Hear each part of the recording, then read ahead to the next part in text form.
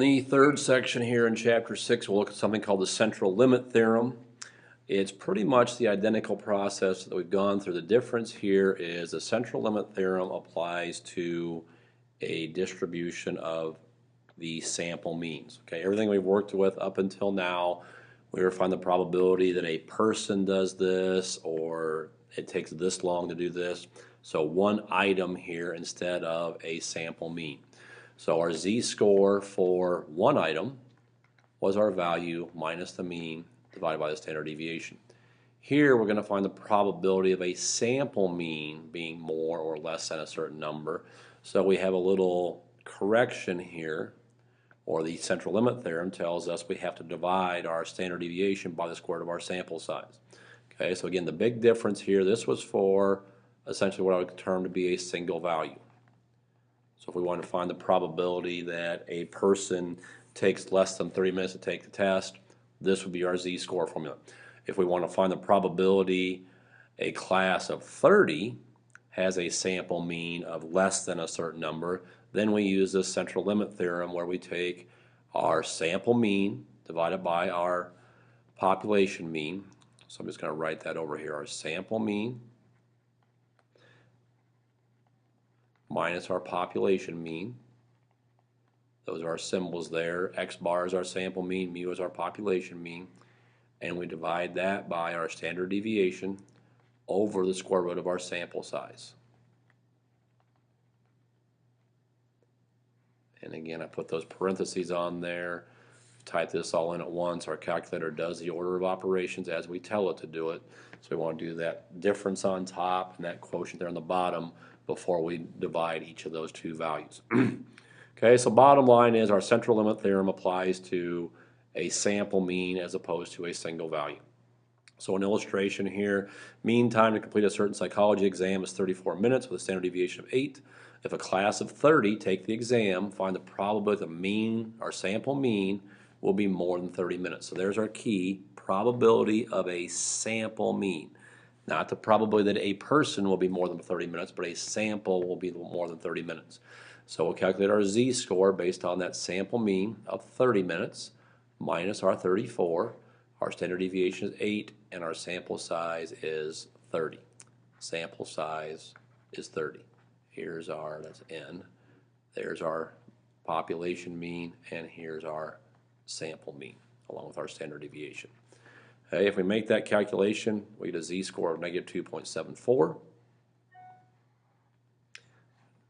Negative 2.74 is on this side. It says more than that, so we're shading to the right.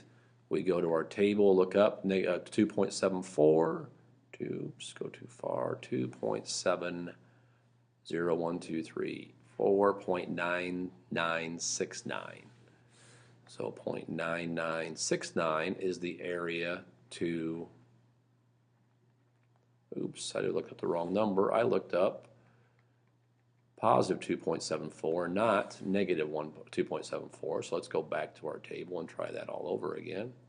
So negative 2.74 is 0.0031, which maybe some of us will pick up the shortcut version here. But that's the area to the left. We want the area to the right, so we subtract that from 1, and we get that 0.9699 that I did look up with the positive 2.74. Okay, big difference here is obviously dividing by the square root of our sample size because we saw this phrase of a probability of a sample mean. See that again here, the average age of a vehicle registered in the U.S. is 8 years or 96 months. Assume standard deviation is 16 months. Random sample of 36 is selected. Find the probability the mean of their age is between 90 and 100 months. Now we have to be careful here, but right here it says the probability of that mean, so the mean of our sample of 36. So that's a sample mean or an X bar. So I'll calculate our z-score for 90 months and also for 100 months. But we are using our central limit theorem because we're doing a sample mean as opposed to a single car having an age between 90 and 100 months. This is a sample of 36 having a mean between 90 and 100. This gives us negative 2.25 and this gives us 1.5. So on our curve here, we have negative 2.25 on this side and 1.5 on this side. We go to look those up. 1.5 is 0.9332 and negative 2.25 is 0.0122. I'll let you look those up. If we use that table, we should be pretty well versed on that by now. 0, 1, 2, 9, so 0.9210 is our probability. Okay, so again, noting the difference here. And our next problem, I think it's our next one, should illustrate the difference a little bit better or more clearly.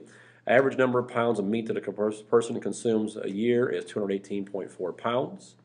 Okay, there's our mean. Assume a standard deviation is 25 pounds, S, and the distribution is approximately normal. Find the probability that a person, a single individual, not a mean, selected at random consumes less than 224 pounds. So a single person is simply that value minus the mean divided by the standard deviation, or 224 minus 218.4 over 25. That's a z-score of 0.22 on our curve, 0 in the middle, 0.22 on this side, less than, shades to the left. So the number I look up on the table is my actual answer, my probability, so 0.5871. Okay, so notice that single value, so we didn't have a sample size to divide by, and we weren't talking about a sample mean. Next one, if a sample of 40, so a sample of 40 is selected, find the probability that the mean of the sample, so there it is, the mean of the sample will be less than 224 pounds. So our z-score now is that central limit theorem, sample mean minus our population mean, standard deviation divided by the square of our sample size. So we have 224 pounds as our sample mean, 218.4 is our population mean, standard deviation was 25, and our sample size in this case is 40. Gives us a completely different z-score of 1.42. So now when I plug that onto the curve, 0 in the middle, 1.42 on this side, we're less than that 224 pounds still. When I look up 1.42, that probability is 0.9222. So the chance of a sample having that mean is much, much larger than a single individual having that, consuming that less than 224 pounds. So those last two illustrate the difference between a regular, what I'll say, application problem versus a central limit theorem, a normal z-score that we've worked with before versus that central limit theorem when we divide by the square root of our sample size. And that should get us through our third section.